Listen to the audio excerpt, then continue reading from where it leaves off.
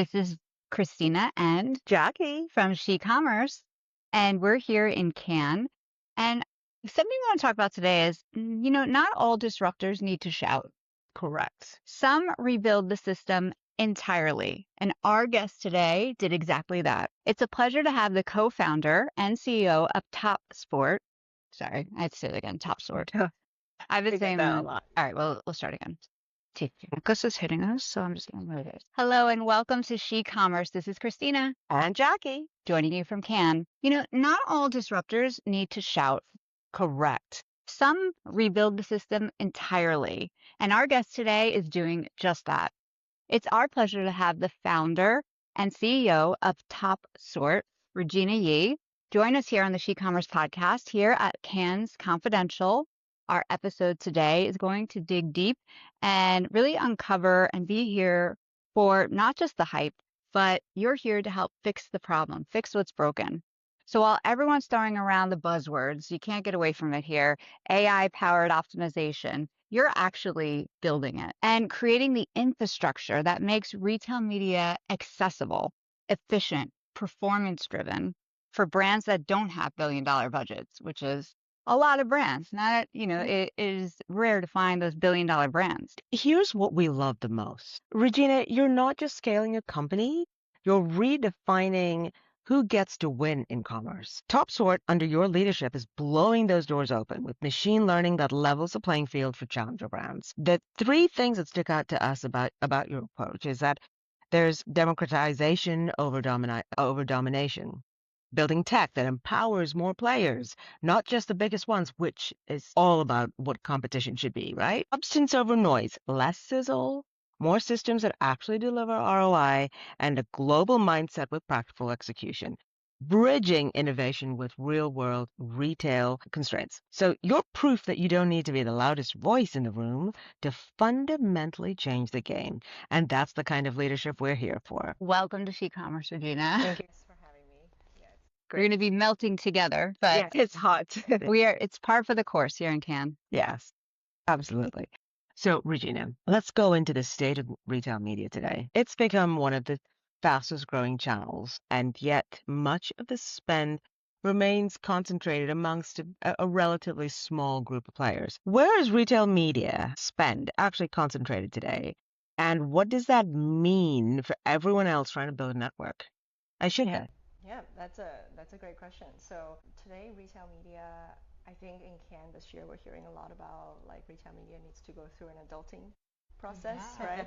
Like, Yes. hey, we're being judged with a whole new set of standards. We're kind of coming to the table with the big guys, which is all great. But at the same time, I think to do that, there are certain trade-offs or there are certain collaboration that's needed for the industry. And part of me wonders if the industry is ready for that. And then, like, we do see a lot of concentration.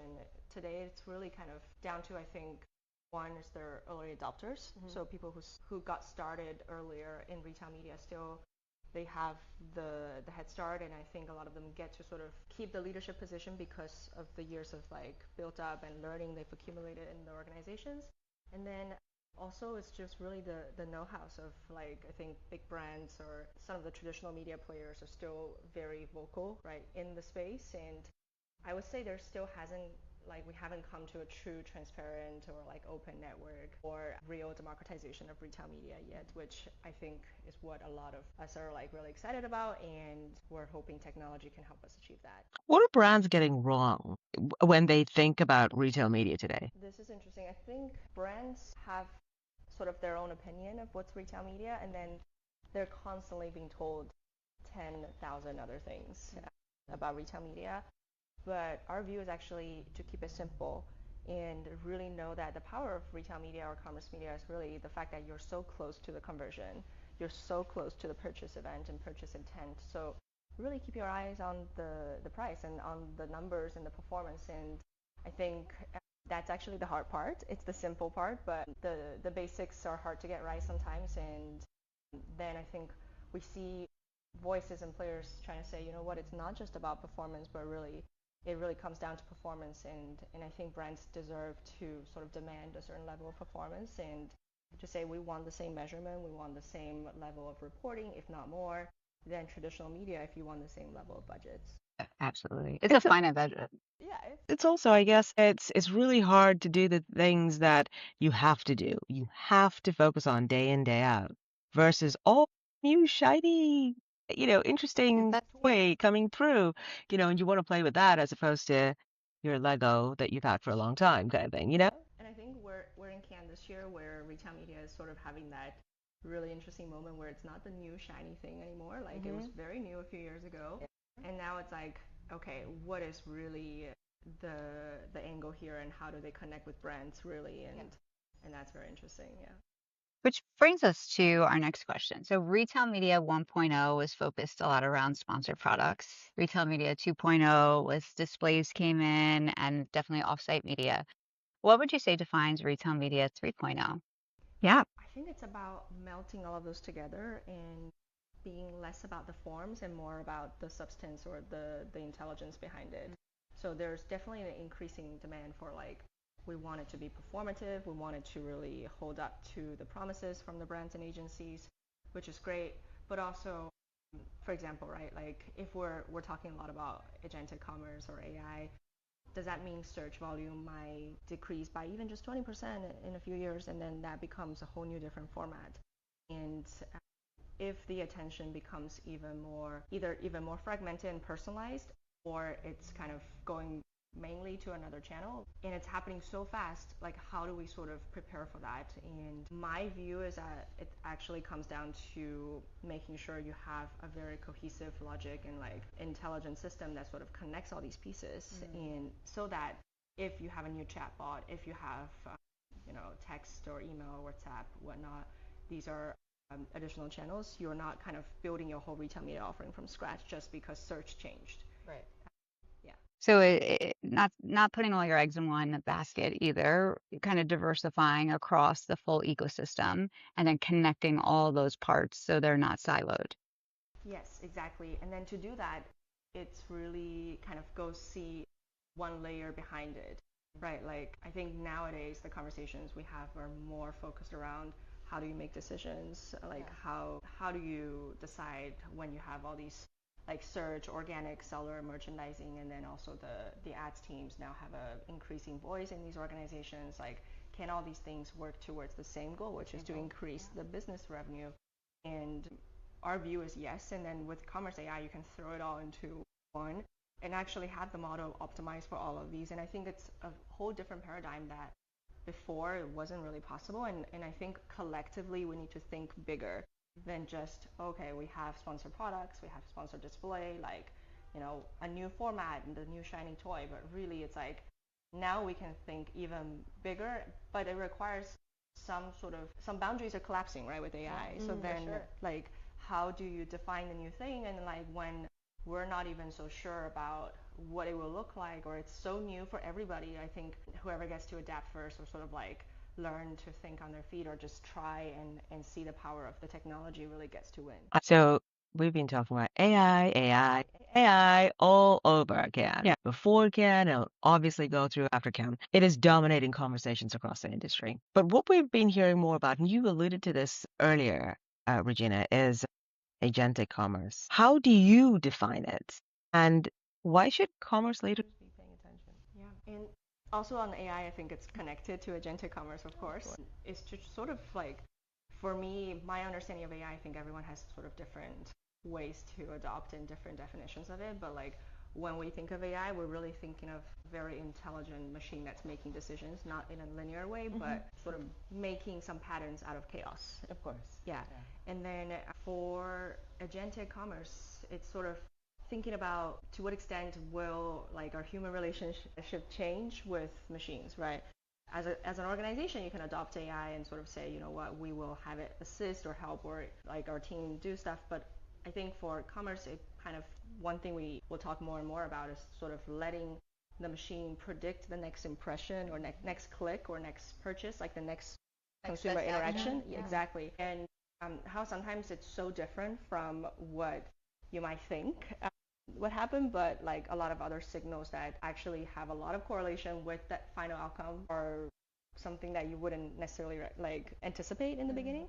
And then agentic commerce is sort of like pushing it a level further. So if you put purely machines to interact with each other, or like in the future, I think certain categories would get impacted first. But like if I were to have so much trust in my own agent, or I was reading some reports the other day that now we're starting to have more traffic in certain places of the internet than true human traffic, then are you right? And then agents or like machines don't understand things the same way as a human being. So like that means your search where you're doing this layout, like the PLP page, the product description pages, they're all going to look different. And then an agent will finally bring back to the human like probably what 3 or 5 or no more than 10 results, so that you're not getting a fancy long grid with many pages. Then the promoted and the organic become much more blended. So what do you do then? And there, Yeah. and of course, the promoted and organic become more blended because basically the agent is looking and aligning for what the agents want to see. Exactly. Ooh. Which isn't just paid media spend. No. Yeah. And the agents might negotiate against each other, right? They might talk to each other, and like there will be conflict resolution as well. And then it's very interesting. And then there will be probably some bias from certain agents, and then like so.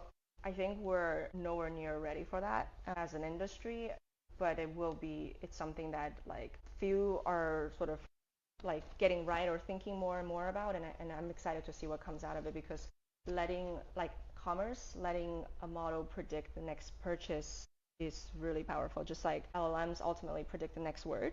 So if we can do that with the next transaction, and you can have a model for that where it fits all these different complexities of organization into one, it would be really powerful. Wow. So, what excites you, Regina, or also concerns you most about the intersection of AI and commerce? Yeah, what excites me is precisely the intersection. Like, I think from where we sit, like day to day, we see a lot of.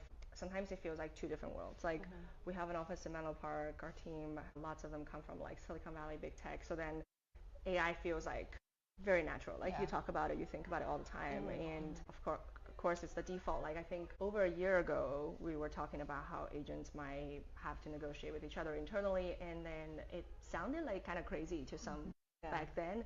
And then now it's kind of like, of course, like I think people are like adapting and sort of talking about it way more, and the changes to us as consumers are like it's much faster than anticipated as well.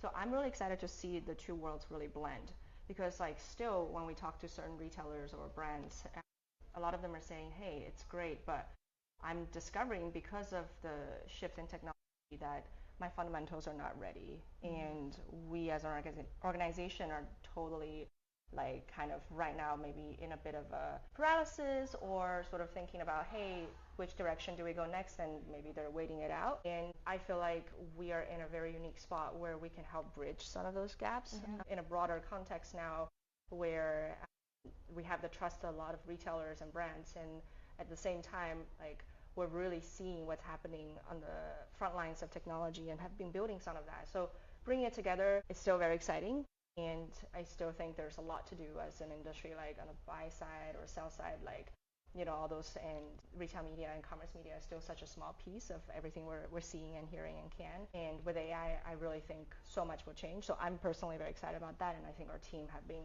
just super, super excited about it. And what concerns me would be the fact I feel like we're kind of at a forked road right now, and there's sort of a degree of like, hey, do we go for the comfortable and the familiar, or we're just gonna have to push through and like embrace the future? And I think it's a little bit of people are not so sure between the two, and then like, and I think the perils of making the wrong choice is pretty high. So like I would say I would love to see the future win, instead of kind of people sort of just saying it's too uncomfortable, I'm gonna just like go back and reverse to the old ways. Yeah. Well, you kind of touched on this earlier. You spoke about the role of infrastructure and kind of that next layer back.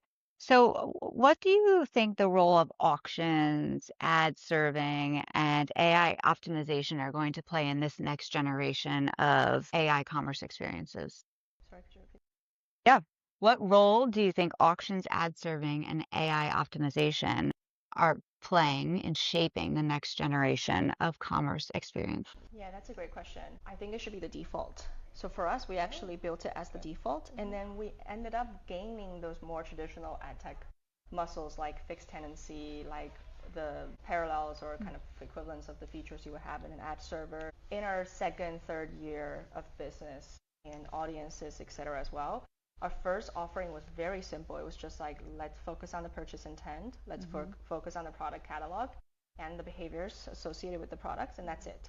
So we were able to go pretty far and see how that fundamental really makes a huge difference. And I think what's going to happen next like a year to two would be that whether or not you have technology will become such a clear like division between the vendors and or just the players in the industry, that to the point that if you don't have that, right, like you're kind of not going to really keep having a good business, because a lot of ad servers or a lot of technology today still being adopted come from publishing world. They come from traditional publishers, like really thinking about a static blog. But then if we're thinking about commerce and transactions, like it's speaking a different language. So then if you're thinking of it as 2D and not a 3D or 4D thing, like it's just not going to work. And we know that firsthand as well as we kind of go through some migrations of a lot of retailers sort of upgrading their stack as well. Yeah. So let's move into your leadership journey. You are building infrastructure in one of the most technical and traditionally male-oriented industries or sectors of the industry. What has surprised you most about being a female founder, co-founder in? I think it's Give us the honest answer. Yeah. I'm trying to think. There's so much. As you were asking me the question, I was just like, I have like flashbacks and kind of like movies. But like, I would say for me, like you didn't ask for this, but like if I were to give an advice, I would just say like, don't care, like, you know, because I think love that. I think at some point so I would like go to these events and I basically realized that there's no way I can like blend in as like a dude, right? Like Nor would you want. nor would I try to or want to, but then it's like, you know what, I'm just gonna be myself, and like, you know, I would show up in the outfits I want. I would like bring my labubus and like my matcha toys, like, and like, So much. I think that people actually respect that, and like I think it helps with just like understanding, okay, like, you know, it's clearly like a different generation of style, and then I would say so. A lot of the things are expected, right? Like, you know, you would be going into a very male-dominant industry. Like, you could be working with sales guys that maybe never reported to a female boss before ever for the past 2 decades or 3 decades. Like, and I could see that how it sometimes could be a shock to their system to just like I would ask them something, and then like someone else on my team who's like a man, like I would ask them, hey, can you just repeat the same message to someone, and they would like take it very differently from me versus a guy. It's happened. You like put their own interpretation on it. Yeah, or like their ears work better when they're receiving an order from a man versus a woman.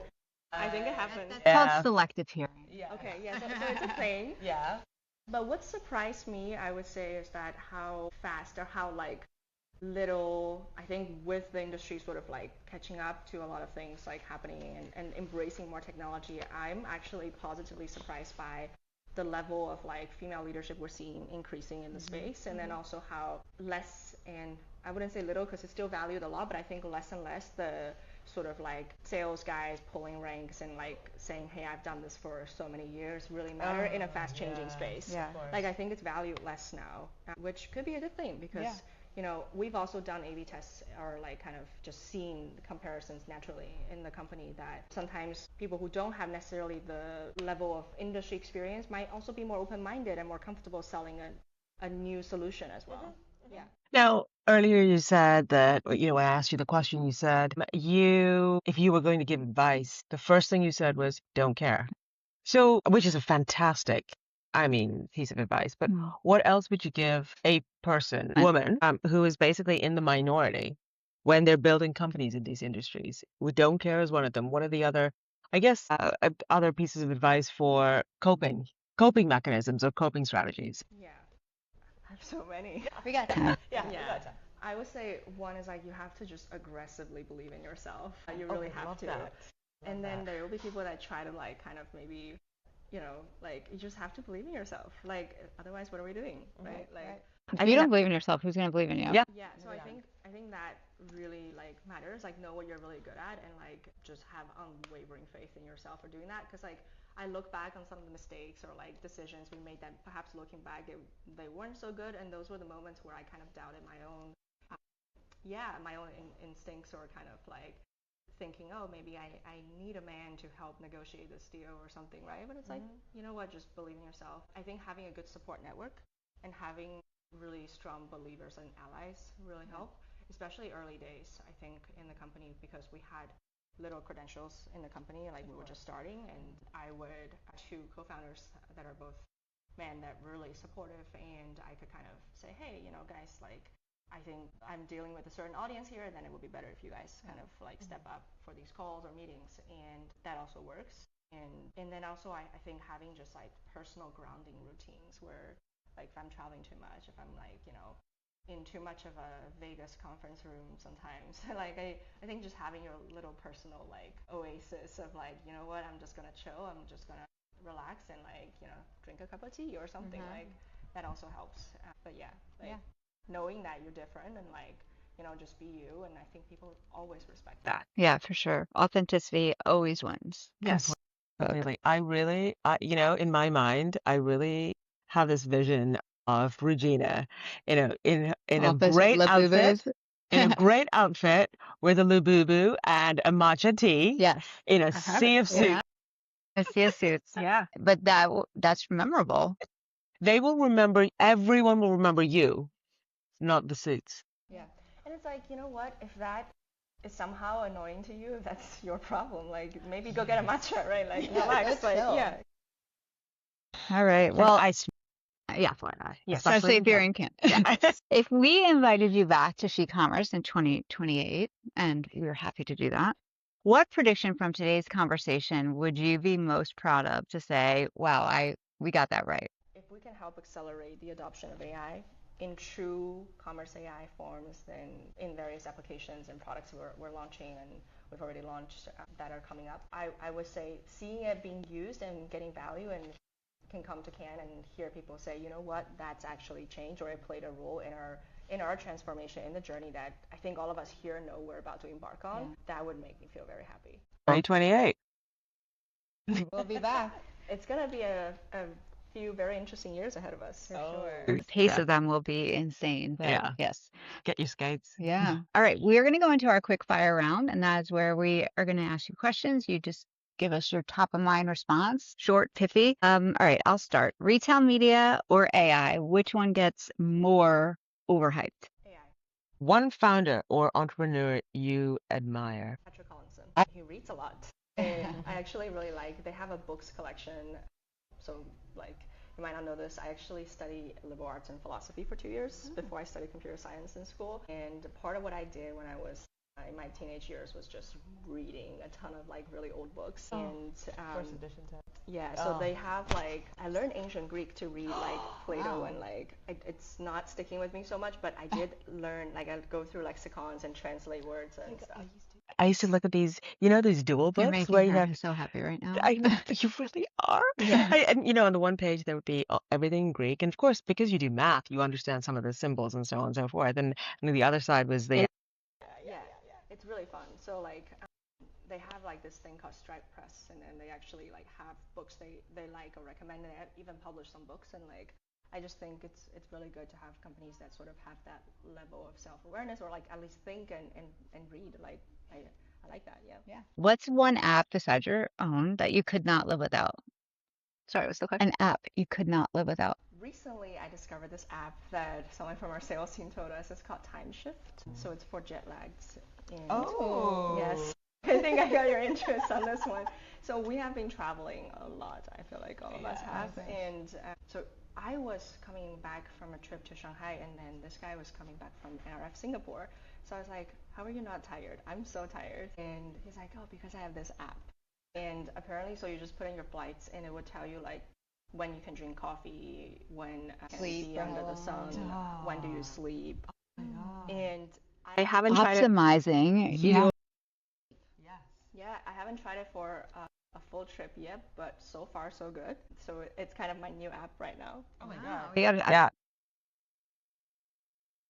Yeah, and it has a pre-trips thing too. So like before you leave, like 2 days ahead, you can start kind of getting in a little bit of a group. Like it's nice. Oh, I love that. Okay, go-to beverage or cocktail here in Canada. Iced matcha latte. She has the inside scoop of where to get one, Jackie, Totally. after this. Yeah. All right, and my favorite question, what's your current favorite Got this one.